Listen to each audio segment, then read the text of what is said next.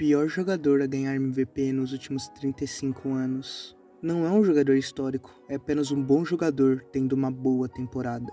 Nunca vi isso. Como um cara ganha 2 MVPs seguidos e ele está fora do top 5 melhores da NBA? Ele joga apenas para coletar estatísticas, não para ganhar. Eu não sei se tem como um time ser campeão com ele como seu melhor jogador.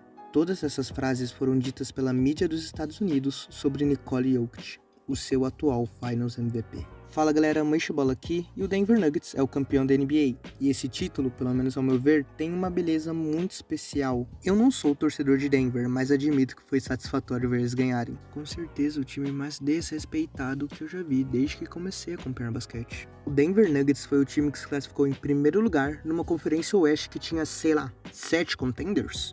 Eu queria muito entender essa pegação no pé que as pessoas têm com Denver. Era quase senso comum que os Suns, com só 2 jogadores que são dignos de uma rotação de playoffs, iam passar deles.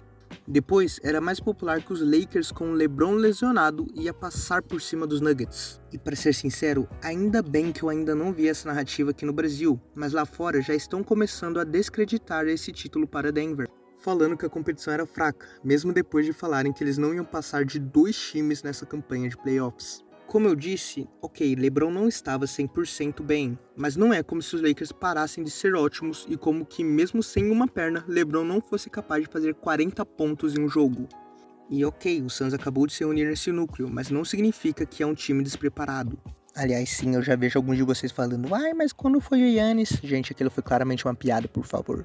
E mesmo que esses problemas fossem suficientes para invalidar o título de Denver, sinceramente, eles não têm nada a ver com isso, não era problema deles. Eu até entenderia se Denver fosse a 7 com os Suns e os Lakers, mesmo com toda essa turbulência, mas sinceramente, a série contra os Suns eu acho que só foi a 6 jogos porque o Nuggets ligou o modo preguiça e quando importaram, acabaram com eles no jogo 6. Gente, eles varreram os Lakers, que pra mim, eu acho que se não fosse Denver no caminho deles, iam ser campeões. Vocês já esqueceram que foi 4-0?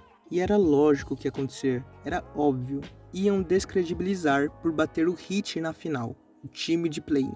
Time esse que destruiu o Bucks e mesmo com o argumento de o Jimmy não estar 100%, ele ainda assim foi lá e acabou com o Knicks e terminou com o Celtics. A verdade é uma só, nessa temporada o melhor time da NBA está na cidade de Denver, e muito merecidamente. De verdade, se os Nuggets fossem de Nova York ou Los Angeles, meu amigo, já estariam considerando esse time de uma prateleira absurda. Porque Jamal Murray, se jogasse nos Lakers ou no Knicks, você não pararia de ouvir sobre ele.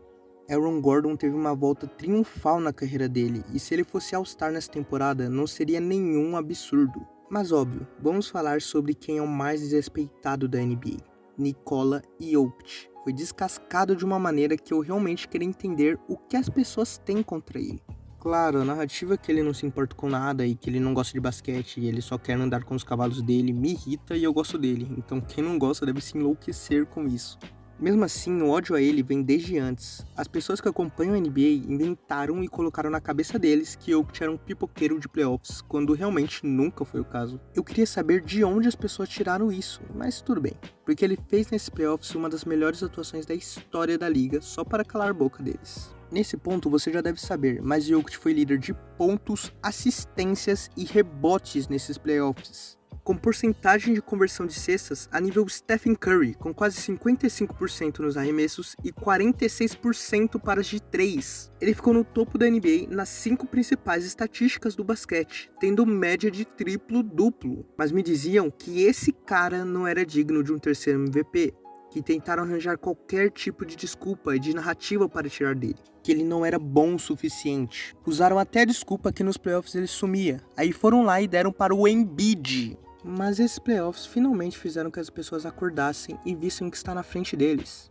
Pessoas da mídia falando, agora eu consigo ver Jokic como um superstar. Amigo, o que te levou tanto tempo? Jokic teve apenas 2 temporadas em que seu time estava saudável para os playoffs. A primeira, em 2020, o time foi para as finais de conferência e perdeu para os Lakers de LeBron e Anthony Davis, que depois foram campeões. E a segunda só veio 3 anos depois, e agora sim, levantaram o troféu. Como disse Michael Maloney, o técnico do Nuggets, depois de levantar o troféu de campeão. Não vão achando que eles estão satisfeitos. Tem um monstro embaixo da cama de cada franquia da NBA. E se vocês não tomarem cuidado e não prestarem atenção, eles vão te engolir. Para você, quem é o melhor jogador da liga? Fala aí nos comentários. Se inscreve, dá like e compartilha se gostou. E até mais.